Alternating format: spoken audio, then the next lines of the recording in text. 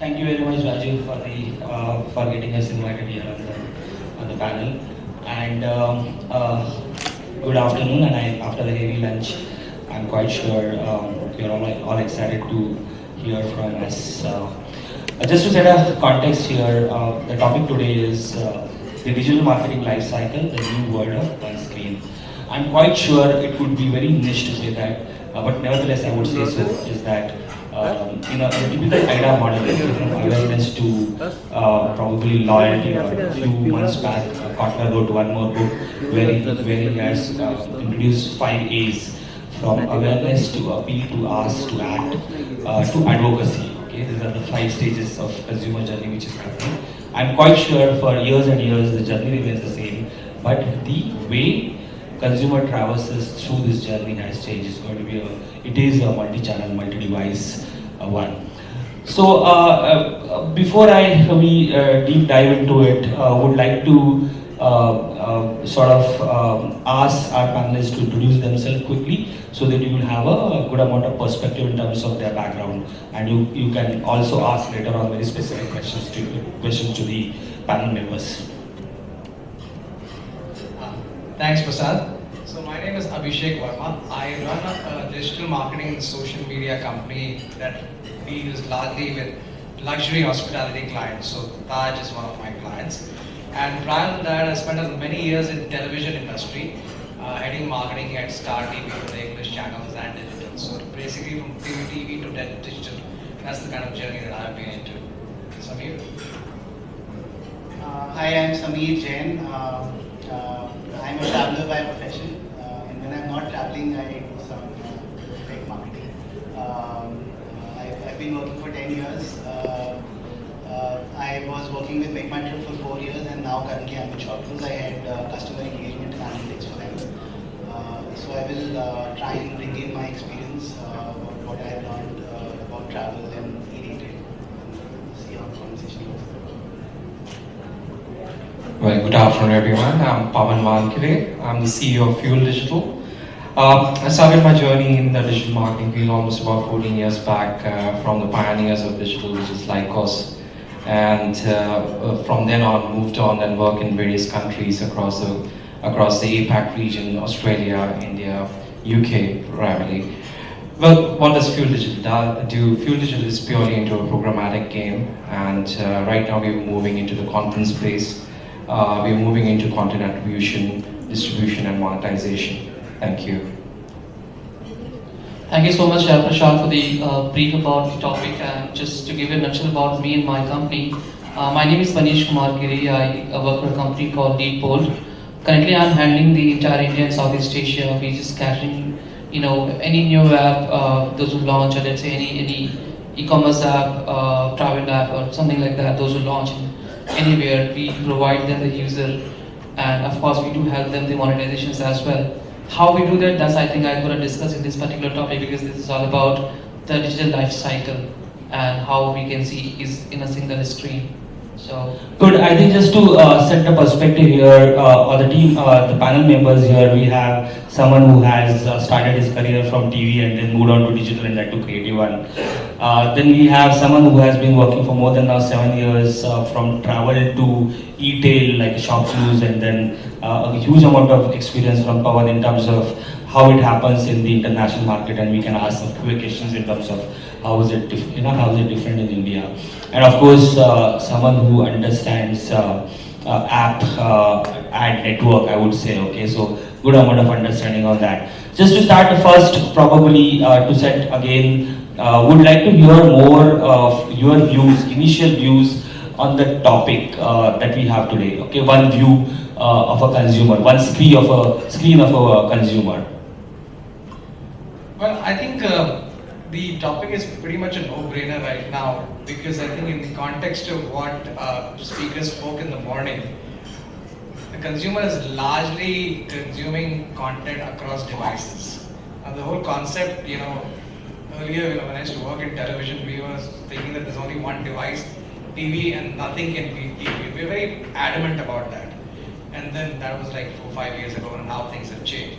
So the consumer, I think the whole point is that there is a consumer and there is a consumer journey, and it happens across devices. and the devices happen to be things which he's carrying with him. So largely the tablet, the mobile, and because the screen size is smaller, it's 4 inches right now, the entire communication, thinking, planning, and whole customer journey and of creating awareness and finally leading to some sort of a result, the whole thinking has changed. I think that's how the future is going to evolve even more now. The concept of one screen has evolved over the last 3 to 4 years. 4 years back, when we spoke about one screen, I read an HBR article as well. The concept was that you have television screens, you have laptops, and you have mobile. And at one point in time, the user might have opened all three, and attention span moving from one screen to another. So how the marketers deal with it?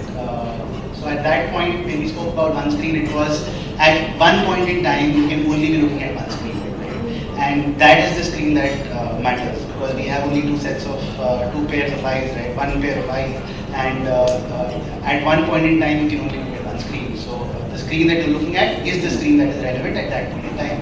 However, we've seen over a period of time that more and more movement towards mobile devices. Specifically in our businesses, desktop used to contribute somewhere around 15% of overall business share about a year back, and that is now dwindled to somewhere around 5 to 6% and continues to dwindle.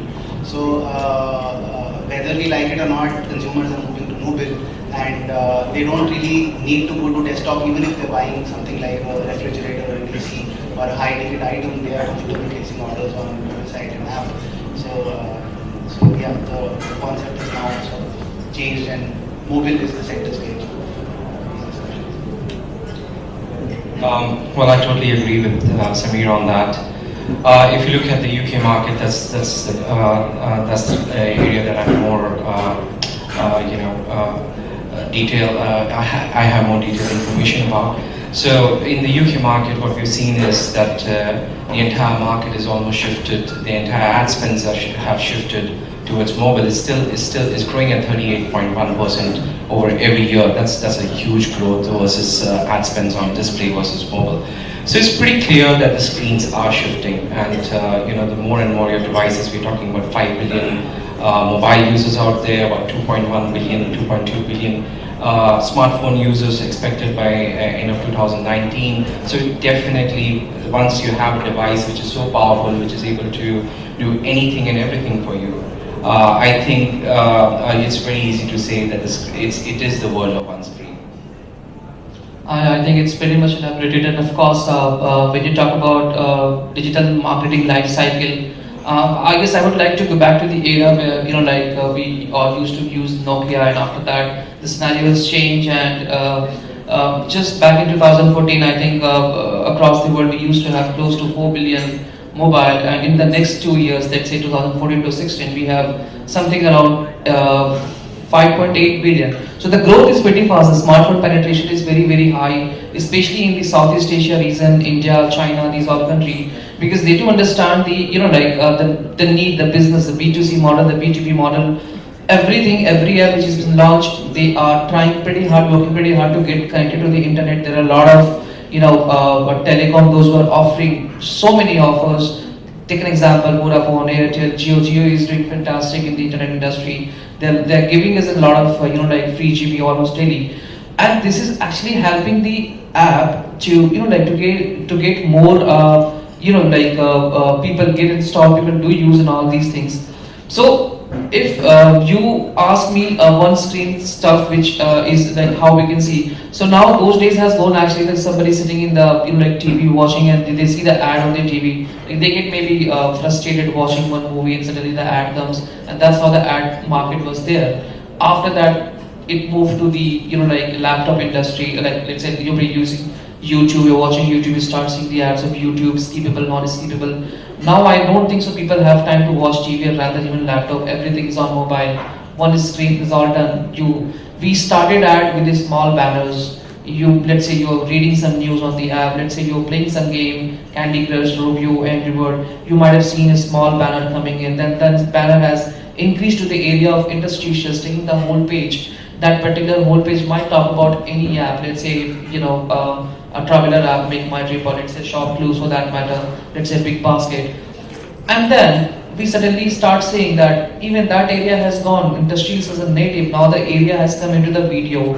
You are watching something, you are playing some game, you are reading some news, and you suddenly see there's a video coming. So you can see that the hierarchy of advertising is growing.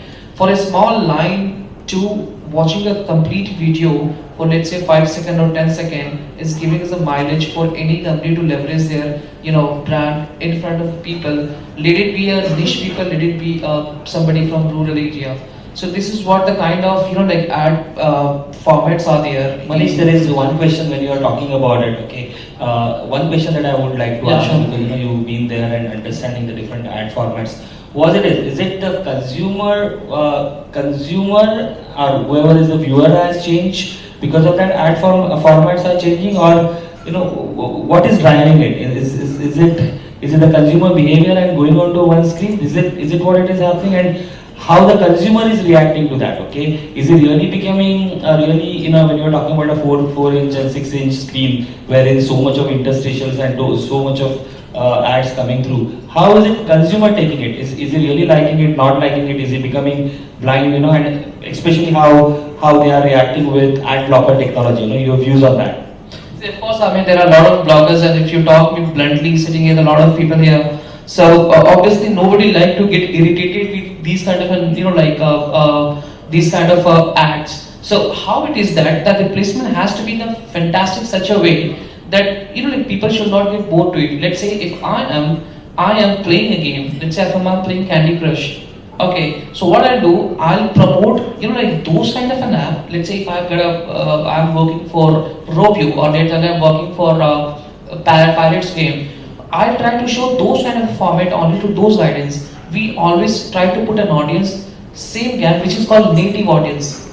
So if you're reading news, if you're reading AVP, I'll try to show you an interstitial page or a full page or a video for Aztec or for ZTV. I'll not try to put you across over there in e-commerce. So this is a lot of things. Yeah, it's fair enough for that, and people might not get irritated while seeing because this is something like you're reading news and suddenly you see, Mintra's big app, buy this and get this. Fair enough. So I think what I understand in terms of there has to be, depending on the audience bucketing, if you show something very relevant to him, the chances that he would at least not like it more than that. Okay. Now, Samir, almost you have seen a good amount of years of evolving a consumer. You gave a stat which is really you said 5% only on desktop. Okay, and now I'm quite sure 7 to 8 years back it was much bigger than that. So how do you compare travel versus retail?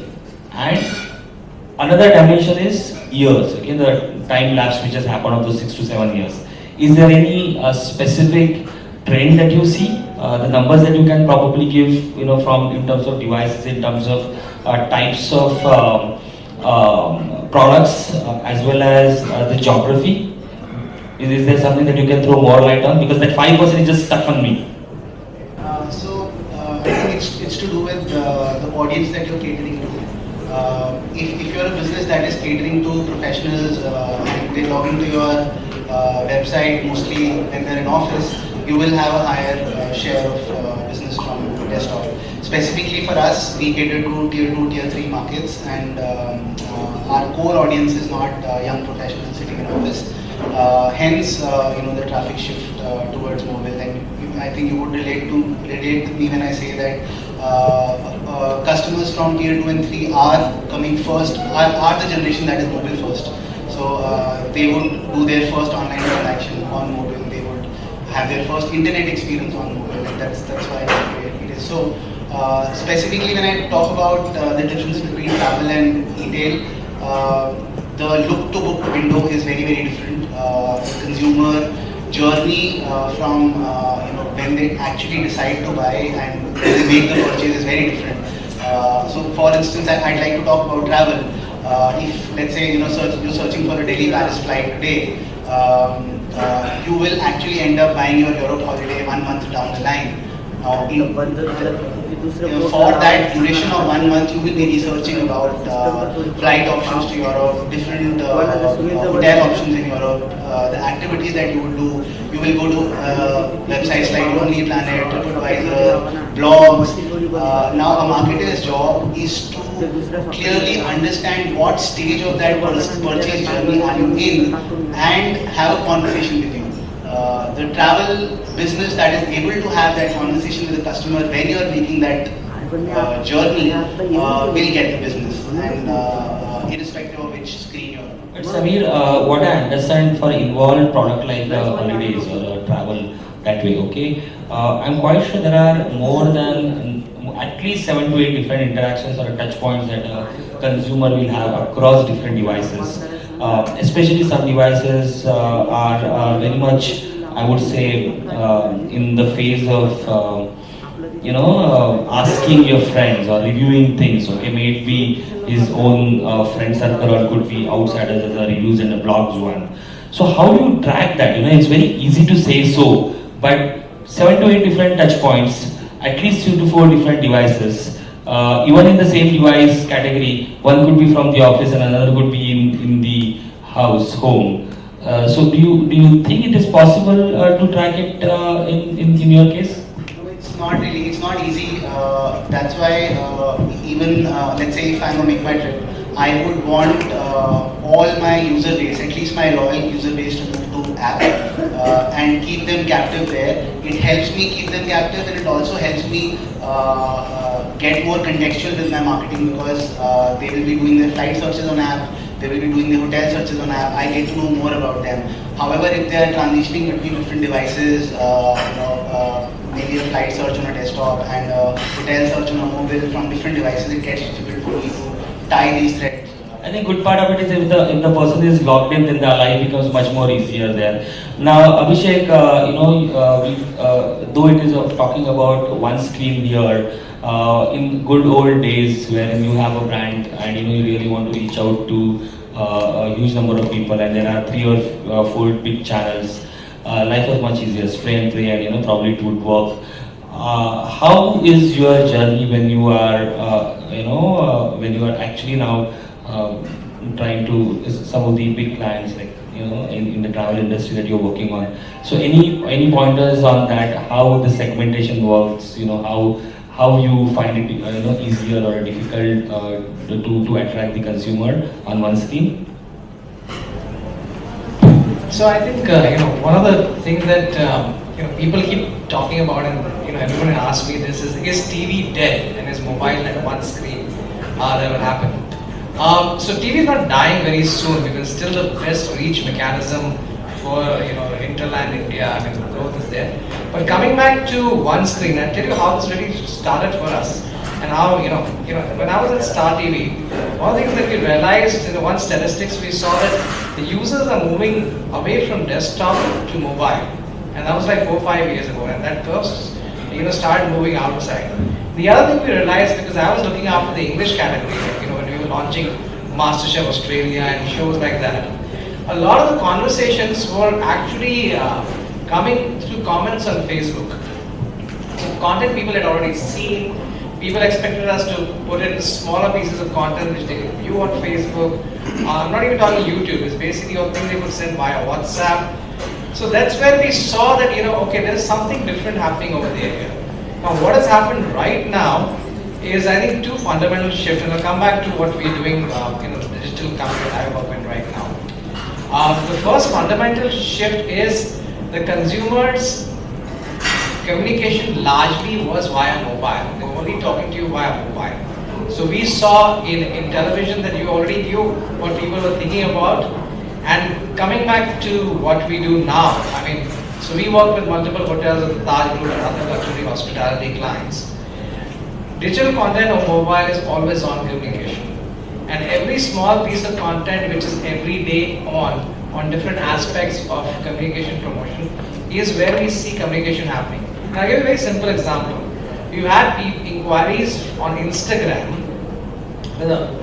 which is from Sweden, to book some rooms in Hyderabad.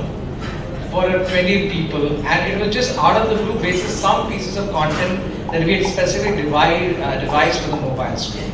So I think that's pretty much how consumers are. That's the device people are carrying with them. So how you know putting it in terms of brass tacks, difference is how do you create content which is very specific to the mobile.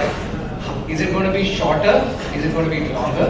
And three, how does it impact design? Whether it's UI, UX, in terms of your website, which you said you see the growth happening.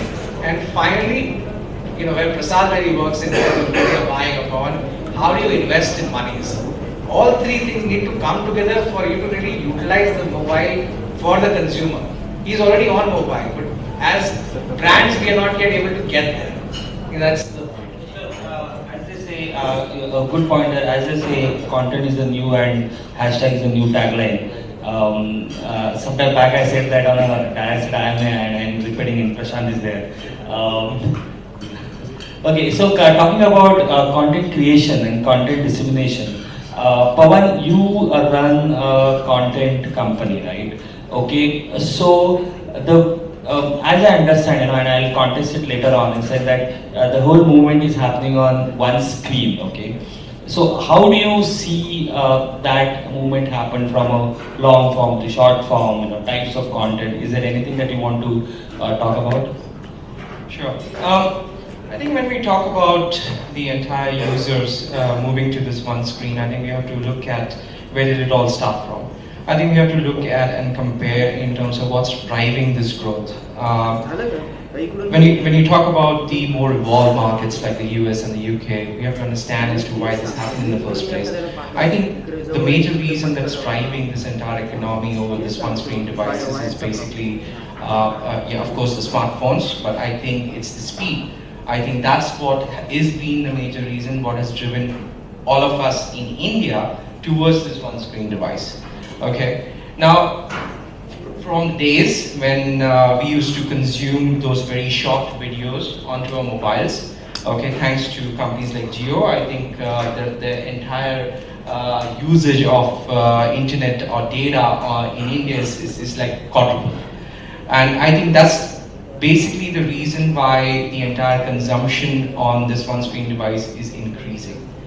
Talking about content, specific to your question, I think this is again the reason which is driving the long format content to be now consumed onto these smaller devices. Can I ask a question to the audience? How many of you actually watch you know, movies on Netflix or Amazon or something? I do.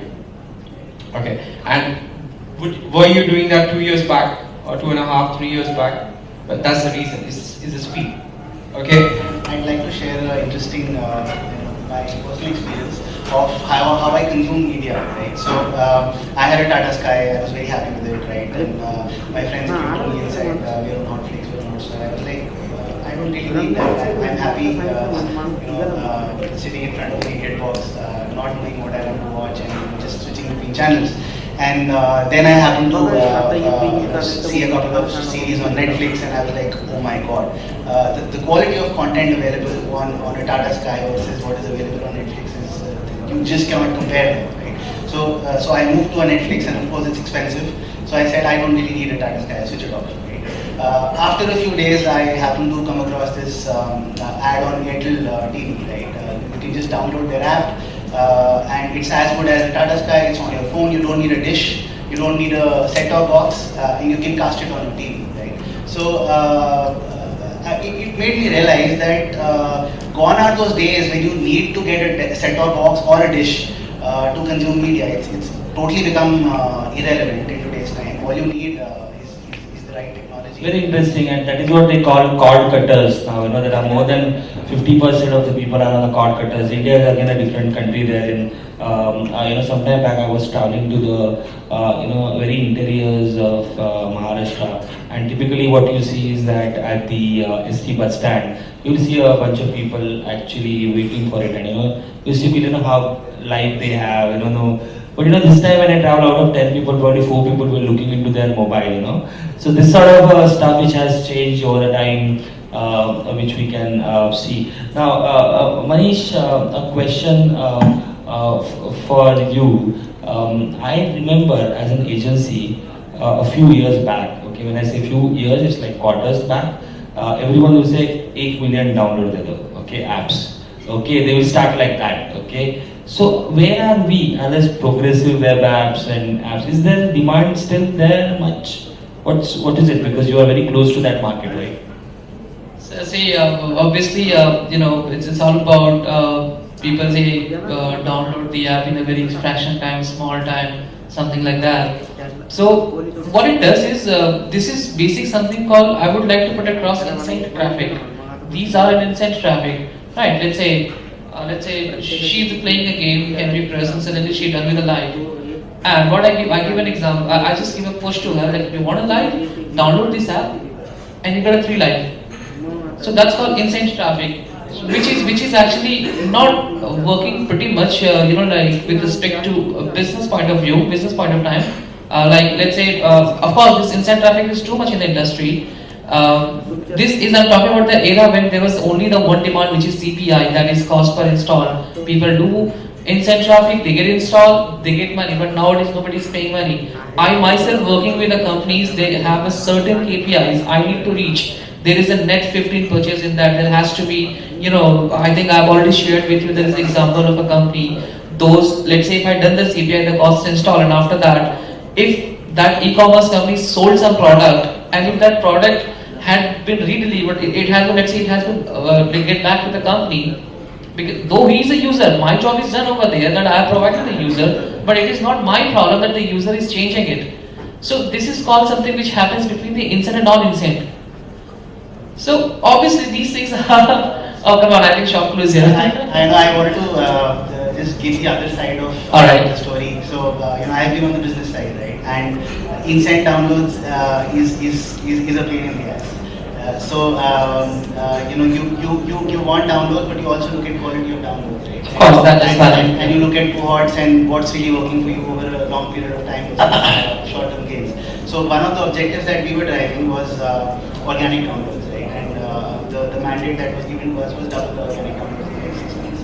Now, how do you do that, right? So I'm sure a lot of you people who would have used MakeMyTrip, you would have seen if you search for a Delhi Bombay flight on a particular date, let's say you're searching for a Delhi Bombay flight on March 15th, you will start getting ads on all screens. All the screens. On all screens, which will say hotel accommodations in Mumbai or holidays options in and around Mumbai. Different flight options, fare updates on the Delhi-Mumbai flight sector, and the call to action would be automated. So this particular technology is called as a big data technology with the combination of artificial intelligence. That your mobile knows okay what exactly you are looking for. They start showing you this is what exactly you are looking for. So obviously, this is something which come across between incent and non-incent. I think I have answered your question. Yeah, I think Google USC campaign is doing amazing job. You had some. Yeah. So Prasad, now I think between the app incent downloads, now you run a company that buys significant volume and value of media across various channels. So you tell us what has been the shift in the last 3 years, and especially with the journey towards mobile. How are customers? Very good question. I don't know whether moderators are supposed to talk about it, but nevertheless, I'll take a shot on that. So, fundamentally, if you see, if I go, if I traverse through last 3 to 4 years, I think Indian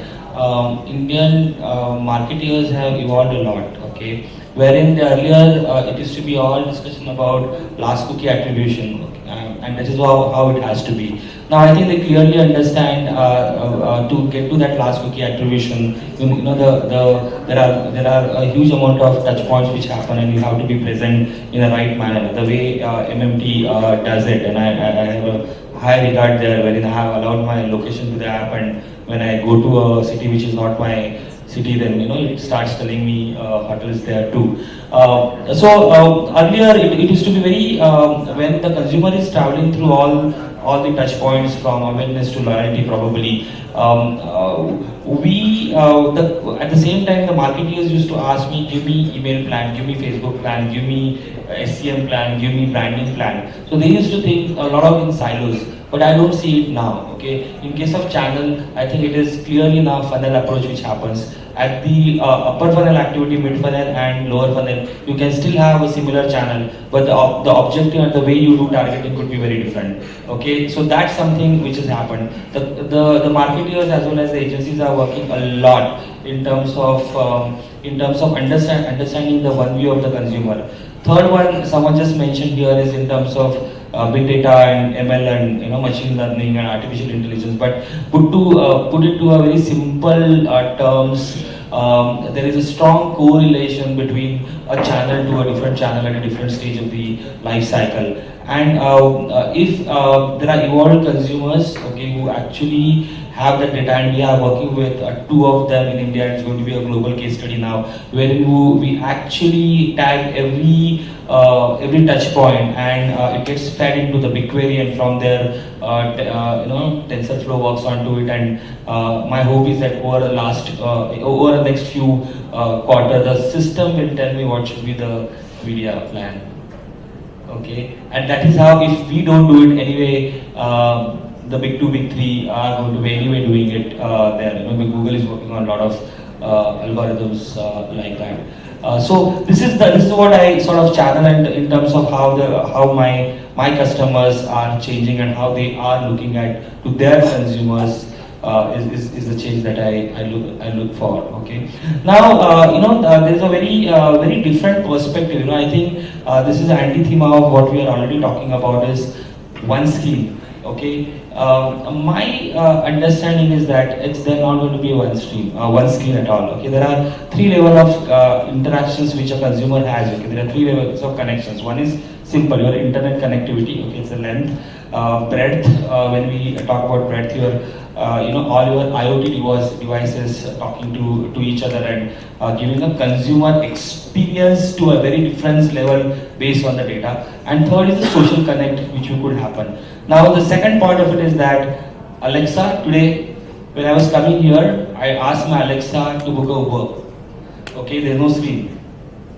Okay, you guys must have heard about Amazon's dash button. Okay, wherein you press the dash button and you understand your normal grocery, and based on that it will order on its own to the Amazon grocery. Okay, so where is the one screen? Okay, right, when consumer wants to interact, we as a marketeers or we as an agency are trying to typecast them into the one screen, two screen, three screens, and consumer. So there's not going to be a one screen. Do you really, some of you want to reflect in terms of how your business will change if there is no screen at all? So I think, I'm sorry, I'll just cut you down. So this is something which what you are talking about, I think even Samir has mentioned that. The era for just, on screen, or let's say just one install and all has gone. Something which is coming new is, of course, the big data technology, artificial intelligence, and programmatic. These things. Let's say what he has given the example of, I down the line 1 week ago searched for a flight for Delhi to Mumbai, and then I left it. But the data, that big data technology, that knows us, that inside the technology that knows that, okay, this person is looking to fly from here to here, it will start pushing, let's say McMatic will start pushing. So do you agree that there won't be one screen, but a collection of experiences across multiple interact with each other and interact with the big data to give you the experience that you probably would expect to have? And that's again it's a contradicting, because this is something called a competitive marketing, right? It's not that the only MakeMyTrip get a push, a pop-up that, okay, this particular user is looking for. It is obviously depends on the telecom, those who are giving this particular data information to which kind of an app. Depends. If MakeMyTrip logger, like we have a good relationship with this Vodafone or Airtel, they might get the lead. Or of course, maybe any other wire might get the lead. So it depends on the channels to channels. And of course, it is not a very good thing to depending on the one screen, of course, because your mind, your thought, your plans are always fluctuated. You never know what you have ended up doing it. Just a question here, how many of you actually use any one of the voice enabled assistant? You? Many of them. Google, Alexa, probably Siri, Yeah, definitely. Definitely yes.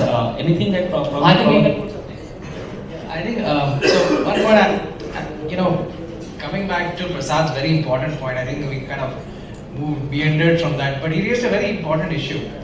The fact of the matter is now with voice coming in and voice assistants coming in, where does this concept of screen really come in? It's actually thrown a cat amongst the pigeons. Because now as marketers, we first plan TV, then we plan, okay, we'll go mobile, we'll go desktop. Then suddenly you have a bunch of consumers say, I don't want to go to your, there's no traffic on your website, there's no traffic on your mobile. I'm just going to go to Alexa virtually and say, okay, order me this or get me an Uber or things like that. So the whole concept of how we think as marketers, is completely out of whack now, So at one, the challenge, I would put this to Samir because he is the client amongst us. Samir, yes, you will have a hard time, man, really. Yeah, because he's the marketer amongst us. So why don't you talk about your journey in the last 3 years and how do you see it going forward? Just imagine, 99%, forget about 99, more than 80% people are going to ask their Google Assistants and Cortana and I don't know what all series and everyone to get them what they want. So I think if you're talking about how users are consuming media, and it's not necessarily through a screen, it could be audio. I want to share an interesting anecdote. It sort of came to me. I'm sure most of you must be using Wink or any other music apps, right? What if they were to tie up with Uber and Ola? Right? Let's say you're a Wink user. They have all the history of what your favorite music is. They play recommended music. You don't really need a playlist, right? Once you've registered certain intent. What if you step into an Uber and your favorite music starts playing? Right? That's you consuming media through audio, through a stereo in a cab, right? Which is a very different media from what we've been talking about. So it could completely change. Maybe advertisers start flinging towards that cab driver's music system. Okay, first and foremost, I think another one is that there won't be cab drivers anyway, but that's a very, very different discussion we can start. But there are lots of, as you would probably know, the skills, Alexa calls it skills, like an apps on your app store. There are more than 30,000 skills, and as you rightly said, if I ask Alexa to play music, it is connected with my sound and sound understands, I like Arijit and it starts playing Arijit. Okay, so very interesting, and talking about, you had any, anyone else had any point about? I definitely have some point on there. I think it's always going to be, it's always going to be broken between a sequential use and a simultaneous use. That's what I believe. I think the user is always going to use one or two devices either simultaneously. I think TV is the biggest example that has become a simultaneous use device right now. And then there is a sequential use. You do something on one thing and then you move on to the other thing. So you might ask Alexa, hey, book me an Uber cab. End of the day, you're going to use that mobile to actually make sure that you're going in the right direction and you're going to pay for it end of the day as well. Okay, so you're still going to use your screens. I think it's all going to be about. I start trusting it so much. Of course. I think the payments will also be possible through Alexa, and I agree with that. I think it's the user is always going to shift. Okay, and as marketers, we have a very hard job ahead, and as ad tech, I think we have a very hard job ahead in terms of catering to the marketer's demand and catering to the user's demand. Okay, so there are multiple ways. Gestures can be another way of doing it, but I think all along, if you see, all of us are very happy that I can understand consumer behavior, looking at his data. Wait for some time. Blockchain is coming. Anyway, so any questions here? Because I would like to have some few questions. We have around 10 minutes here. You understand our expertise areas. Just go ahead and ask questions. And on behalf of the panel, I'll say that we'll be brutally honest. With increasing number of apps that every marketer wants to, with the likes of retail, the likes of travel portals and everything, and the shrinking, attention span of the consumers, how is the, app market and the entire of, the app industry looking forward? And this question is to user and as well as to user, because for you, app marketing is your bread and butter, I suppose, and for you, the business is shifting towards mobile. So if apps is not the way forward, how are we looking at things? Because people are downloading app, they are making one-time, purchase, utility, whatever, and the moment they run run out of space, they see, okay, I've not used this particular app for the 7 days, let me skip it out, let me uninstall and get rid of some space. So how are you, as an app marketer and as someone who's, marketing for a app first business, how are your perspectives on that? So I'll answer you first and after that you can. So again, it depends on the market where you are into. We're in India, okay. We all are Indians. We love something called offers and all. I'm like say I'm not taking make my name. Let's say I am a company. I have something called blah blah blah ABCD thing. I'm in the market. What I'll do, I'll start promoting myself, saying that download this particular app and get a first ride of 40% off, 30% off. Of course, every Indian, let's say any Chinese or anyone in the world, they would like to have something on offer. So that offer attracts us. We download the app, we do the first journey, let's say whatever so, and then we try to switch. We try to look for something which have another offer. But what if I start giving a push up? Like okay, we have downloaded this app, you had a very good journey in that, had a good travel, and now we are giving you another luxury. This is something called customer engagement. So this will always keep your user being loyal to you, start using that, and he's keeping all the data and everything for you.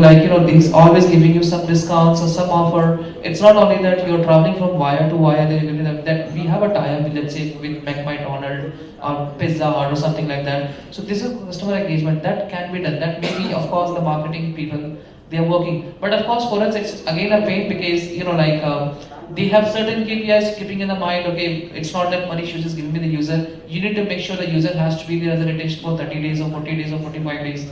Of course, I request them to keep good customer engagement stuff, keep them sending some emails or messages or something like that, these things. So this is one thing. I think he has also some other point to put across in that. Any guesses on what is the app uninstall rate across e-commerce in India?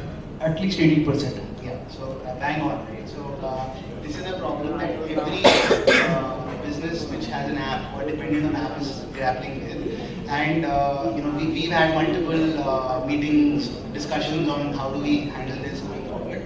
So there are three approaches that we take. The first approach is what if there was no app, right? So then the discussion moves towards PWA and having a very, very optimal mobile site user experience, which is as good as an app, irrespective of the network speed that you have, right? And if you have a PWA, you can just pin your app shortcut on the homepage, and it pretty much works like an app, right? The other approach that we're taking is to increase engagement. As you rightly said, if I'm not using an app and I'm not using it for 10 days, 15 days, 20 days, I become very high on that list which the user could install, right? So probability of uninstall is inversely proportional to engagement, right? So as a marketer, my objective is to increase engagement, and not necessarily through promotional and sales content. You would have seen Myntra doing a lot of content marketing. So if you've looked up a jeans, right, they will send you a push notification on the latest styles in jeans. It need not necessarily be a sales campaign, right?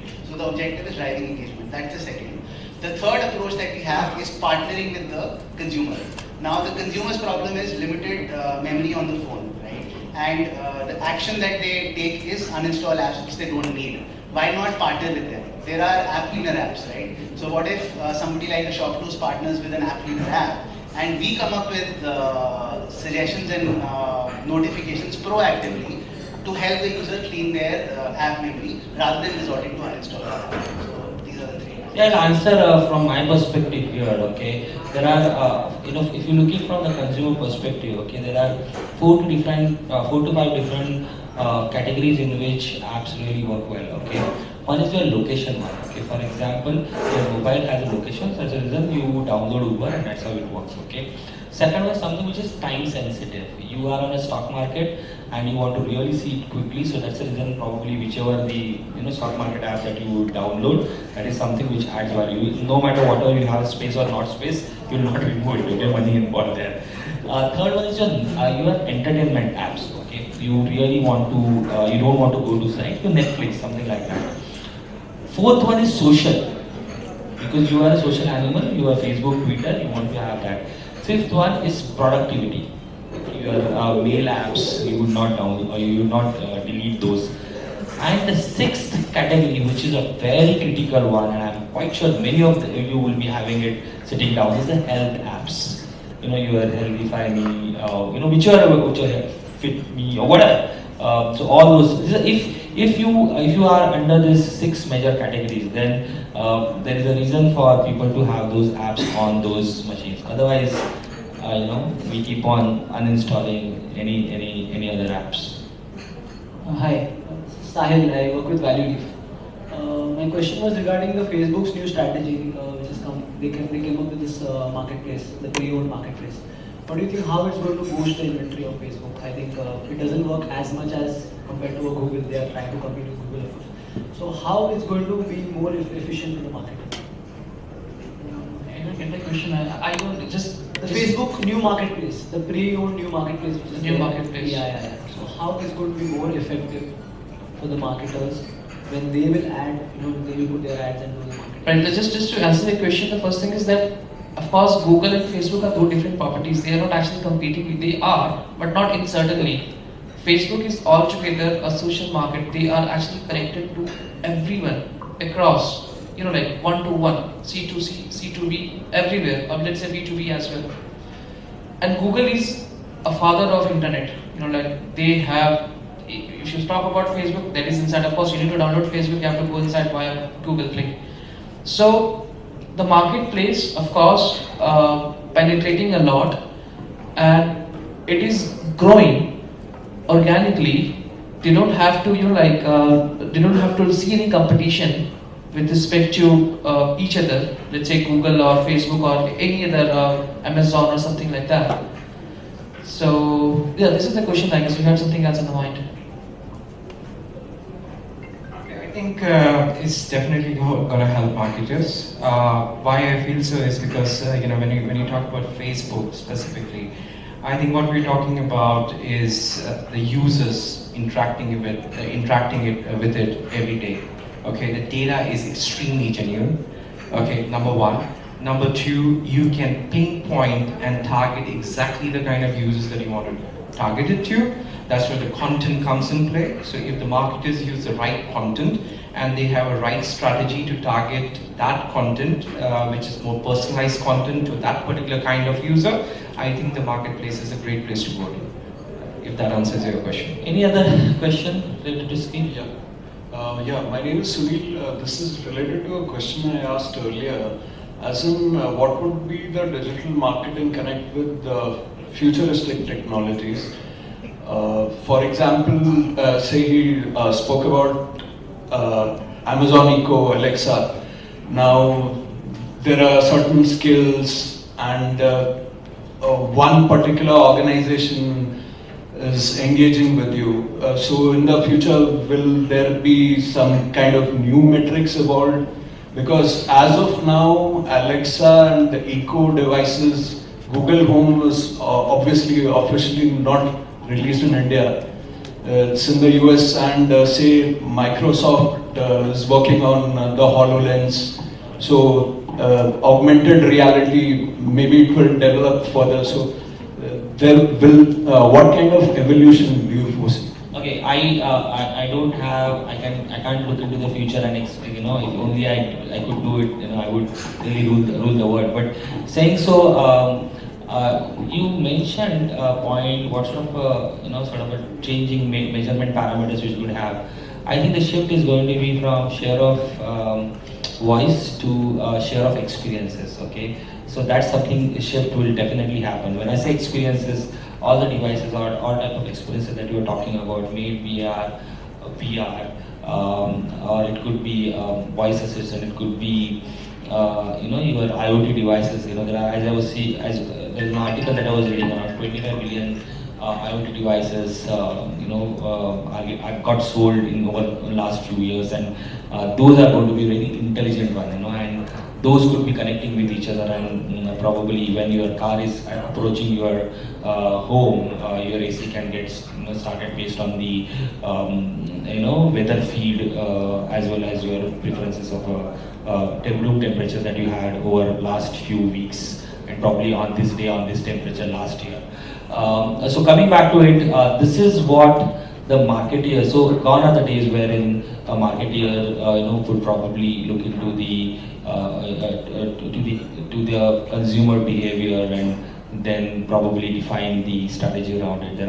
He has to look into the ecosystem also, what sort of experiences that I can create and what sort of experiences that you can work on. So so I personally work with many of these startups to understand the technology and how do they actually could become a part of a marketeer's life. Okay, so that's the future role of a marketeer. Okay, because things are changing too fast, really too fast, very fast. And it also means is that those who understand technology and could understand how do I create an experience for a consumer could really win. Okay, but to answer how things will change, I don't know personally. But what are the paths to be taken, or what sort of a change that has to happen within the marketeer is definitely be open and keep learning new things. Did that answer your question? I'd like to add to that actually. I think we'll have to be very smart in terms of doing our marketing campaigns going forward. I think things have to from programmatic. When you say programmatic, it has to change to programmable. That is the key for it. We will have to create messages. We'll have to create content. We'll have to create campaigns. And those campaigns needs to be activated and executed where the user is at that particular time. That's what it is all going to be about. As far as getting ready for the new technology, I think it's a very tough question to say because we do not know what else is going to come by. We're already talking about VR right now. We're already talking about big automobile companies that I am aware of creating VR experiences for consumers to launch their new cars, just so that they can see how exactly the car is going to look like if they want to make a purchase or a booking in the starting. Okay, the last question, we just have 2 minutes here. I have the last question. Okay, go ahead. I have a question for any one of you. So since I think I actually, while on the discussion I heard about the desktop penetrations which is actually going down. Samir has mentioned about 5%. I don't know if it's 5% because I think a lot of people sitting over here, they are working and they all, let's say they work in the corporate. So he said that the audiences are like, the corporate people, those who sit in the desktop and working. But boss, even if you work for a company, there is a blocker. And nowadays every company, they block all the sites. All they have is just an Outlook and CRM. So it's very tough. I even able to count that 5% is still there. I would like to know, is there any chances we can increase the desktop or do you really think where all the desktop traffic is coming from? Though this is still in the business. I don't think we could try and control consumer behavior. How consumers are moving from one device to another is something that we need to keep pace with rather than try and influence. I don't think we have any ability of influencing how they will come. I completely agree with you. It's the consumer is changing, and I think most of the with Jio, someone is talking about a huge amount of population in the rural India has their life has started on internet, on mobile itself. With this, I think I'll end it the session. It's just 3:30 there. You had been a great audience there, and I had a great time interacting with you all. Thank you very much, and have a great evening ahead. Thanks. Thank you.